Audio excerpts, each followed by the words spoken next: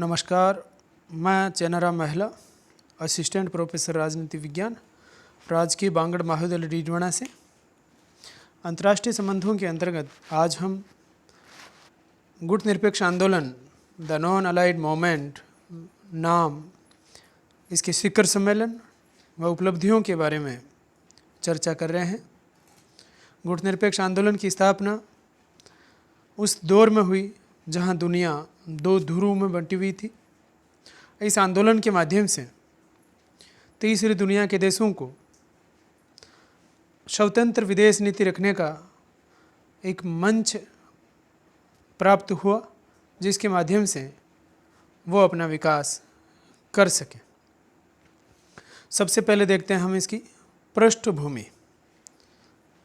Non allied movement, गुट निरपेक्ष आंदोलन, इसकी नींव शीत युद्ध की पृष्ठभूमि में इंडोनेशिया में आयोजित बांडुंग सम्मेलन 1955 के दौरान रखी गई थी। ये सम्मेलन एशिया व अफ्रीका के देशों के मध्य आयोजित किया गया था और उसमें सभी देशों ने गुट निरपेक्षता को लेकर अपने विचार व्यक्त किए और दो ध्रुवों में बंटी दुनिया पर आए संकट पर चर्चा की गई।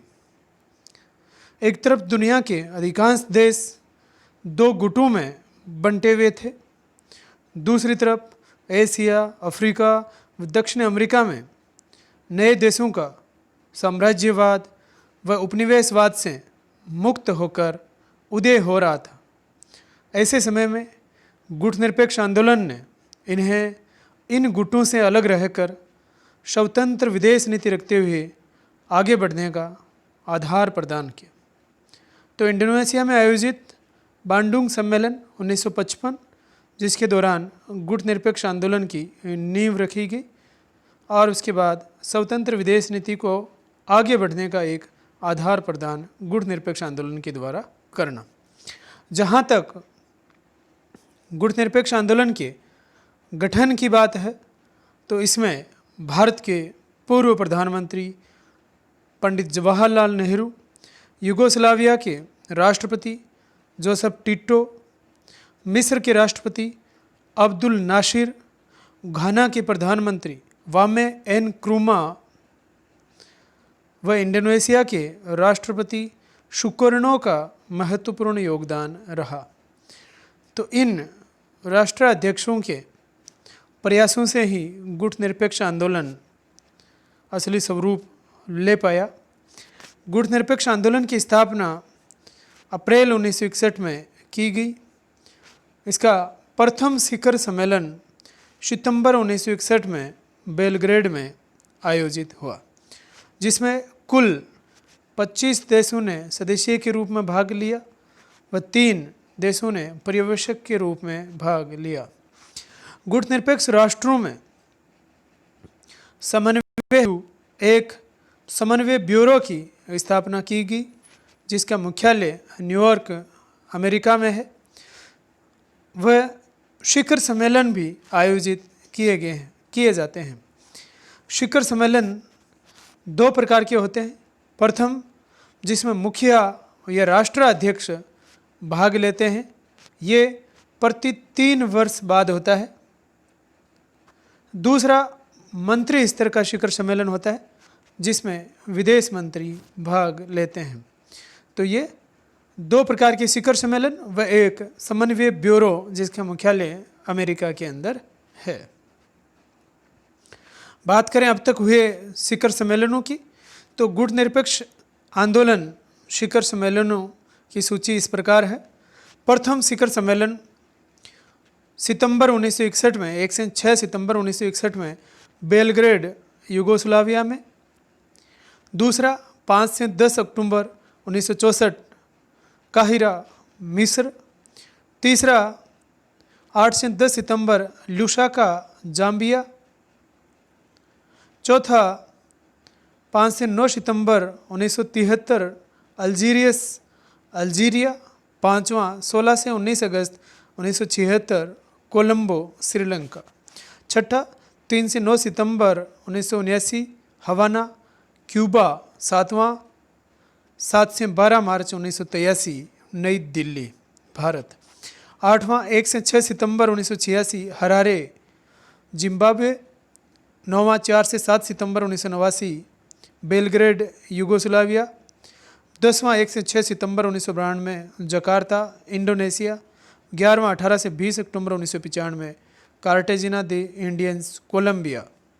2 से 3 सितंबर 1998 डरबन, दक्षिण अफ्रीका। 20 से 25 फरवरी 2003 कुआलालंपुर, मलेशिया। 15 से 16 सितंबर 2006 हवाना, क्यूबा। 11 से 16 जुलाई 2019 शर्म अल शेख, मिस्र। 26 से 31 अगस्त 2012 तेहरान, ईरान में। 13 से 18 सितंबर 2019 कराकश, वेनेजुला।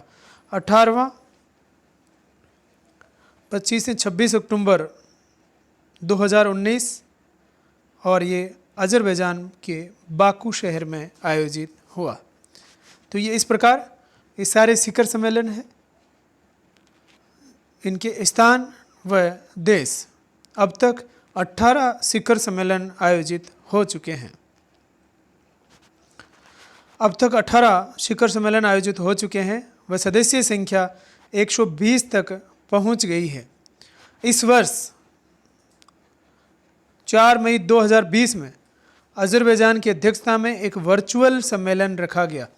क्योंकि इस वर्ष कोविड-19 से हम सभी जूझ रहे हैं, तो ये वास्तविक स्वरूप में मीटिंग नहीं हो सकती थी, तो इसको आभासी वर्चुअल सम्मेलन इसका रखा गया, जिसमें भारतीय प्रधानमंत्री नरेंद्र मोदी ने भी हिस्सा लिया।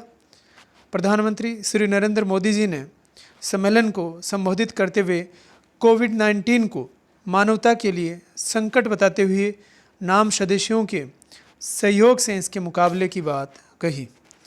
प्रधानमंत्री मोदी ने आतंकवाद व फेक न्यूज़ जैसे मुद्दे भी इस अवसर पर उठाए। साथ ही उत्तर कोविड-19 विश्व में जब कोविड-19 खत्म हो जाएगा तो उस दौर में समानता, निष्पक्षता व मानवता के मूल्यों की स्थापना पर भी उन्होंने जोर दिया है। तो ये जो शिखर सम्मेलन अब तक 18 हो चुके हैं और इस वर्ष वर्चुअल सम्मेलन रखा गया है। ये जो प्रतियोगी परीक्षाएं हैं उसमें पूछे जा सकते हैं, इनके स्थान व किस वर्ष में आयोजित और कौन सा क्रमांक है। ये जो चित्र आपको दिख रहा है, इसमें गहरे नीले रंग के जो देश दिखाई दे रहे हैं, एशिया और ज़्यादातर जो हैं वो अफ्रीका के देश हैं और साथ ही कुछ दक्षिण अमेरिका के भी देश हैं। ये सभी जो है नाम, ये जो गुट निरपेक्ष आंदोलन है उसके सदस्य राष्ट्र हैं और गहरे हल्का नीला रंग जो है उसमें ये राष्ट्र जो है वो पर्यवेक्षक के रूप में समय समय पर शामिल होते रहे हैं। तो देखा जा सकता है कि ज़्यादातर अफ्रीका के देश हैं, साथ ही एशिया के भी अधिकतर देश इसमें शामिल है। तो ये वो देश हैं जो लंबे समय तक दूसरे देशों के साम्राज्यवादी नीति और उपनिवेशवादी नीति के कारण वो उनसे शासित रहे और आज़ादी के बाद में उन्होंने दोनों गुटों में शामिल होना स्वीकार न करते हुए गुट निरपेक्ष आंदोलन का साथ देना स्वीकार किया। अब देखते हैं हम गुट निरपेक्ष आंदोलन के लक्षण, या जिनको हम कहें इसकी शर्तें। लक्षण क्या है, कौन सा देश जो है वो इसमें शामिल हो सकता है या उनके शामिल होने के लक्षण क्या है। गुट निरपेक्ष आंदोलन में शामिल होने वाले राष्ट्रों के लिए कुछ लक्षण है, या यूँ कहें हम कि इनके लिए कुछ शर्तें रखी गई है जिनकी पालना उनके द्वारा करने की आशा की गई है। यह इस प्रकार है। प्रथम, शक्तिवादी गुटों से पृथक रहने और महाशक्तियों से सैन्य समझौता न करने की नीति।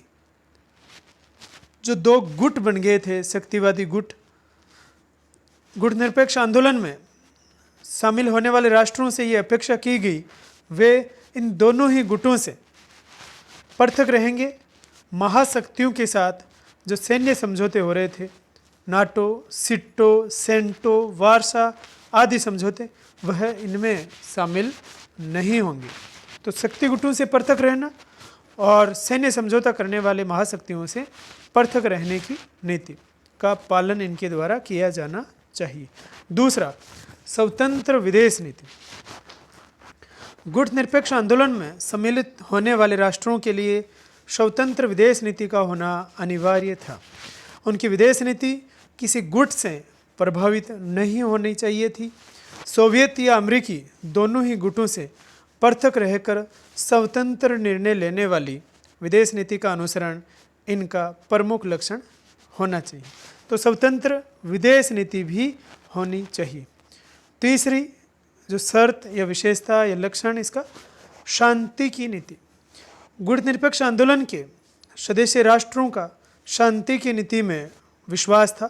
शीत युद्ध के उस उग्र दौर में भी इन्होंने किसी भी गुट में शामिल न होकर शांति की, सद्भाव की नीति अपनाई और विश्व में शांति स्थापित करने पर इन्होंने जोर दिया। चौथी शर्त या लक्षण, साम्राज्यवाद, उपनिवेशवाद व शोषण विरोधी नीति। गुट निरपेक्ष राष्ट्रों का साम्राज्यवाद, उपनिवेशवाद, ये जो विचारधारा है, इनका विरोध करना स्वाभाविक था, क्योंकि ये सभी राष्ट्र साम्राज्यवादी, उपनिवेशवादी विचारधारा से पीड़ित थे, शोषित थे। इसलिए इनके द्वारा इस प्रकार की विचारधारा का विरोध किया गया। पांचवीं शर्त देखें, निरंतर विकास व यूएनओ के सहयोग की नीति। गुट निरपेक्ष आंदोलन का निरंतर विकास की नीति में विश्वास था। उनका विश्वास था कि सभी राष्ट्र अपना विकास करते रहे। इसी तरह संयुक्त राष्ट्र संघ के सहायक होने में उनका विश्वास था, उसका विकल्प बनने में इनकी रुचि नहीं थी। संयुक्त राष्ट्र संघ के माध्यम से सदस्य राष्ट्रों का विकास, विश्व शांति स्थापित करना, इन पर इनका जोर रहा। तो विश्व शांति स्थापित करना, स्वयं का निरंतर विकास पे जोर देना और संयुक्त राष्ट्र संघ के सहयोग की नीति इनके द्वारा अपनाई गई। तो ये थे गुट निरपेक्ष आंदोलन के लक्षण, या जिन्हें हम कहें शर्तें। अब देखते हैं गुट निरपेक्ष आंदोलन की उपलब्धियाँ। क्या उपलब्धियाँ इतने सालों में हम देख पाते हैं गुट निरपेक्ष आंदोलन की उपलब्धियाँ। गुट निरपेक्ष आंदोलन अब तक अंतर्राष्ट्रीय आंदोलन बन चुका है, विश्वव्यापी हो चुका है। इसका कार्य क्षेत्र भी अत्यंत व्यापक है।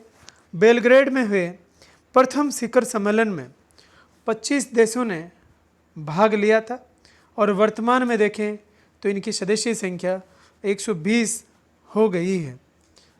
सदस्यों की संख्या में बढ़ोतरी के साथ साथ इस आंदोलन के कार्य क्षेत्र में भी काफ़ी विस्तार हुआ है। आतंकवाद, नई अंतर्राष्ट्रीय अर्थव्यवस्था की स्थापना, पर्यावरण संरक्षण, निशस्त्रीकरण, शांति स्थापना आदि आदि अनेक विषयों पर इस पर काम हुआ है। इसकी प्रमुख उपलब्धियां इस प्रकार हैं। प्रथम, गुट निरपेक्षता को दोनों गुटों द्वारा मान्यता देना। गुट निरपेक्ष आंदोलन एक नई संकल्पना थी। प्रारंभ में गुट निरपेक्ष देशों को इस कठिनाई से जूझना पड़ा कि अन्य राष्ट्रों को कैसे समझाया जाए कि गुट निरपेक्षता क्या है। दोनों गुटों ने गुट निरपेक्ष राष्ट्रों की नीति पर विश्वास नहीं किया, परंतु उनके दृष्टिकोण में धीरे धीरे परिवर्तन आया। सोवियत ने 1956 में इस नीति को मान्यता दी और पश्चिमी गुट ने 70 के दशक में जाकर गुट निरपेक्षता की नीति को मान्यता दी। तो दोनों गुटों द्वारा इसको मान्यता मिलना एक बहुत बड़ी उपलब्धि हम शीत युद्ध के काल में मान सकते हैं। दूसरा, विश्व राजनीति में संघर्ष को टालना। गुट निरपेक्ष आंदोलन की दूसरी उपलब्धि ये रही कि इसके प्रभाव से विश्व के कुछ विकट संघर्ष टल गए या उनकी तीव्रता कम हुई या फिर उनका समाधान हो गया। उस दौरान कोरियाई युद्ध, इंडो चीनी संघर्ष, स्वेज नहर विवाद, कांगो संकट जो गृह युद्ध आदि के समय न्यायोचित व त्वरित समाधान की कोशिश रंग लाई व विश्व पर छा रहे संकट के बादल इससे छंट गए। तो इनके प्रयासों से विश्व राजनीति में संघर्ष टल गए और आमने सामने की युद्ध करने की स्थिति या नौबत नहीं आई। तीसरी उपलब्धि की बात करें तो शीत युद्ध को शस्त्र युद्ध में परिणित होने से रोकना। तो शीत युद्ध वास्तविक युद्ध में या परमाणु अस्त्रों से लैस होने के बावजूद शस्त्र युद्ध में परिणित नहीं हुआ, तो उसको रोकने का काम जो है गुटनिरपेक्ष राष्ट्रों ने किया है। बहुत से गुटनिरपेक्ष राष्ट्र दोनों गुटों के मध्य सद्भावना व संपर्क के माध्यम का कार्य करने को तैयार थे। इससे दोनों गुटों के मध्य गलतफहमियां दूर होने में सहायता भी मिली। चौथा, शीत युद्ध को डिटेंट या दितांत की अवस्था में लाना। शीत युद्ध को तनाव शैथिल्य की स्थिति में लाने का श्रेय गुटनिरपेक्ष आंदोलन को है। अंतर्राष्ट्रीय राजनीति के विद्यार्थी दितांत या डिटेंट या तनाव शैथिल्य शब्द से परिचित होंगे। इसका अर्थ होता है तनाव में कमी आना। शीत युद्ध के इस एक दौर में जहां उग्रता अपने चरम पर थी, उस दौर में उस उग्रता में जो कमी आई है, जो शिथिलता आई है, उसको कहते हैं डिटेंट या दितांत या तनाव शैथिल्य। तो ये छोटे प्रश्न में पूछा जाता है, तो वो लाने का श्रेय जो जाता है वो गुटनिरपेक्ष राष्ट्रों को जाता है। इन राष्ट्रों द्वारा किए जा रहे लगातार प्रयासों के कारण शीत युद्ध दितांत की स्थिति में आ गया। तो ये भी इसकी एक उपलब्धि मानी जाती है। पांचवी उपलब्धि की बात करें तो निशस्त्रीकरण में महत्वपूर्ण भूमिका। निशस्त्रीकरण की दिशा में गुटनिरपेक्ष देशों ने महत्वपूर्ण भूमिका निभाई। परमाणु युग में इन्होंने विश्व शांति को बढ़ावा देने का प्रयास जारी रखा। भारत ने अप्रैल 1954 में न्यूक्लियर वस्तुओं के परीक्षण पर प्रतिबंध लगाए जाने के प्रस्ताव रखे, जो कि 1963 में आंशिक परीक्षण प्रतिबंध संधि के रूप में फलीभूत हुए। तो जो है कह सकते हैं हम कि निशस्त्रीकरण में भी इसकी महत्वपूर्ण भूमिका रही है। छठी उपलब्धि की बात करें तो विकासशील राष्ट्रों के मध्य आर्थिक सहयोग की बुनियाद रखना, नींव रखना। गुटनिरपेक्ष आंदोलन को विकासशील राष्ट्रों के मध्य आर्थिक सहयोग की बुनियाद रखने में महत्वपूर्ण सफलता मिली। कोलंबो शिखर सम्मेलन में एक आर्थिक घोषणा पत्र स्वीकार किया गया, जिसका मुख्य आधार यह था कि गुटनिरपेक्ष राष्ट्रों के बीच अधिकाधिक आर्थिक सहयोग हो। दक्षिण दक्षिण संवाद का आह्वान इसी मंच से हुआ। अंतर्राष्ट्रीय अर्थव्यवस्था में उत्तर दक्षिण संवाद, उत्तर उत्तर संवाद व दक्षिण दक्षिण संवाद का उल्लेख आता है। तो यहाँ हमारे लिए ये जानना जरूरी है कि दक्षिण दक्षिण संवाद का अर्थ क्या है, उत्तर दक्षिण संवाद का अर्थ क्या है। दक्षिण दक्षिण संवाद का अर्थ है कि जो विकासशील देश है उनके मध्य संवाद होना। उत्तर दक्षिण संवाद का अर्थ है कि विकसित और विकासशील देशों के मध्य संवाद होना। तो यहाँ पे कोलंबो शिखर सम्मेलन के द्वारा दक्षिण दक्षिण संवाद की बात कही गई, आह्वान किया गया, आर्थिक घोषणा पत्र स्वीकार किया गया। सातवीं उपलब्धि देखें तो नई अंतर्राष्ट्रीय अर्थव्यवस्था की मांग। गुटनिरपेक्ष राष्ट्रों की मांग पर गुटनिरपेक्ष आंदोलन के काहिरा में जुलाई 1962 में आयोजित सम्मेलन में आर्थिक विकास की समस्याओं पर जो सम्मेलन हुआ, उसमें प्रथम बार आर्थिक विकास का उल्लेख हुआ। काहिरा सम्मेलन में सहायता और सुदृढ़ व्यापार संबंधों पर बल दिया गया। इसके बाद लुसाका शिखर सम्मेलन जो हुआ, उस लुसाका शिखर सम्मेलन में भी इस हेतु संकल्प पास किया गया और संयुक्त राष्ट्र संघ के अंतर्गत महासभा का विशेष अधिवेशन बुलाने की मांग इसमें रखी गई और इसके क्रियान्वयन के रूप में संयुक्त राष्ट्र महासभा का 6ठा विशेष अधिवेशन बुलाया गया। तो देखिए इसका प्रभाव जानते हैं हम, उपलब्धि की बात करें तो इसके लिए 6ठा विशेष अधिवेशन बुलाया गया महासभा का और 1 मई 1974 को नई अंतर्राष्ट्रीय अर्थव्यवस्था स्थापित करने की घोषणा की गई।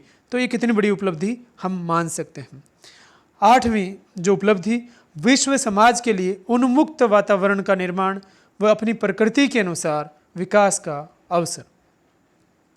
नवोदित राष्ट्रों को महाशक्तियों के चंगुल से निकालकर स्वतंत्रता के वातावरण में अपनी राष्ट्रीय प्रकृति के अनुसार विकास के राष्ट्रीय सांचों और पद्धतियों का आविष्कार करने का इसने एक अवसर दिया। और भारत के संदर्भ में भी हम देखें तो भारत में भी समाजवाद और पूंजीवाद दोनों को साथ लेकर चलने की यहाँ पे जवाहरलाल नेहरू के द्वारा, उनकी सरकार के द्वारा कोशिश की गई और दोनों ही पद्धतियों को साथ में लेते हुए भारत के विकास पे जोर दिया गया। तो एक उन्मुक्त वातावरण का निर्माण इसमें किया गया और अपनी प्रकृति के अनुसार विकास का अवसर इसके द्वारा दिया गया। इस प्रकार हम कह सकते हैं कि गुटबंदी की विश्व राजनीति के दम घोंटू राष्ट्र समाज में जो दम घोंटू वहाँ पे माहौल बन गया था शीत युद्ध के काल में, उसमें गुट निरपेक्षता ताज़ी हवा का एक झोंका लेकर के आई। तो इसको ताज़ी हवा का झोंका कहा गया है। विश्व समाज के लिए उन्मुक्त वातावरण का निर्माण इसके द्वारा किया गया। तो ये थी इसकी उपलब्धियाँ। इसके अलावा निष्कर्ष में हम देखें तो गुटनिरपेक्ष आंदोलन की उपलब्धियों की बात करें तो इसके अलावा जो उपरोक्त बताई गई उनके अलावा आतंकवाद नियंत्रण, जलवायु परिवर्तन, गरीबों के कल्याण के लिए चिकित्सा सुविधाएं बढ़ाने हेतु किए गए प्रयास भी इसमें आते हैं। संक्षेप में कह सकते हैं कि गुटनिरपेक्ष आंदोलन शीत युद्ध के दौर में बहुत सार्थक रहा और वर्तमान में इसकी सार्थकता पर लगातार प्रश्न चिन्ह लगते रहे हैं।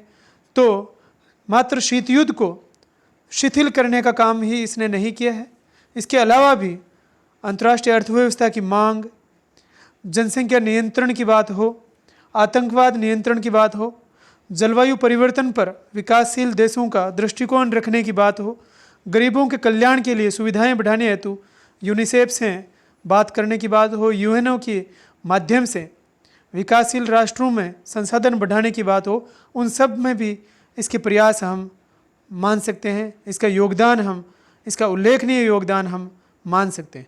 तो ये था गुटनिरपेक्ष आंदोलन, इसके शिखर सम्मेलन व इसकी उपलब्धियाँ। धन्यवाद।